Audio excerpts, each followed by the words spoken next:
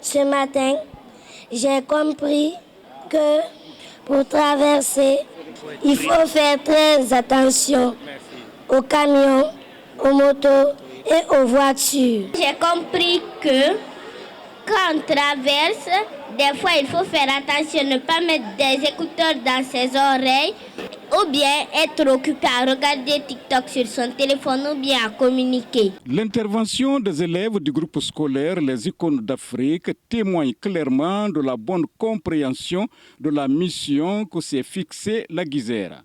Aller à la rencontre des élèves et leurs encadreurs pour les sensibiliser aux dangers de la circulation routière et leur apprendre à adopter des comportements responsables.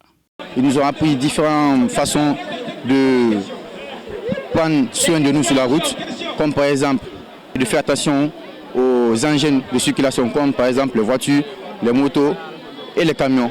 Ensuite, de ne pas porter des écouteurs ou bien de faire attention aux petits détails qui font qu'on a des accidents sur la route. On va essayer de parler aux parents vis-à-vis des dangers qui se trouvent déjà dessus pour ne pas monter à 2 ou à 3 sur la moto. Envisager de monter à 2 seulement, le conducteur et nous seulement. On ne peut pas éviter tous les accidents, mais ils ont dit qu'on pouvait au moins diminuer en respectant les codes de la route. Ils nous ont enseigné comment se comporter, respecter les feux de signalisation, les codes de la route et tout ce qui suit avec pour ne pas avoir d'accidents ou des problèmes. Ne pas toujours dire aux chauffeurs d'accélérer, éviter de venir en retard à l'école pour ne pas avoir à dire aux chauffeurs allons vite, faisons ça ou pas, pour ne pas avoir d'accidents sur la route ou des problèmes, être en surcharge aussi sur la moto à 3, 4 ou à 5 sur la même moto. Pour le corps professoral, cette initiative de la Guisère est salutaire. Elle vient répondre à une préoccupation majeure, assurer la sécurité des élèves et leurs encadreurs sur le chemin de l'école.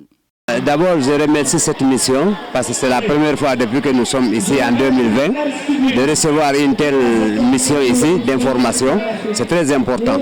Ensuite, je trouve ça très important et je demande aux enfants d'appliquer ce qu'ils ont entendu parce que c'est ça la vérité et c'est ce qui doit vraiment primer sur les autres.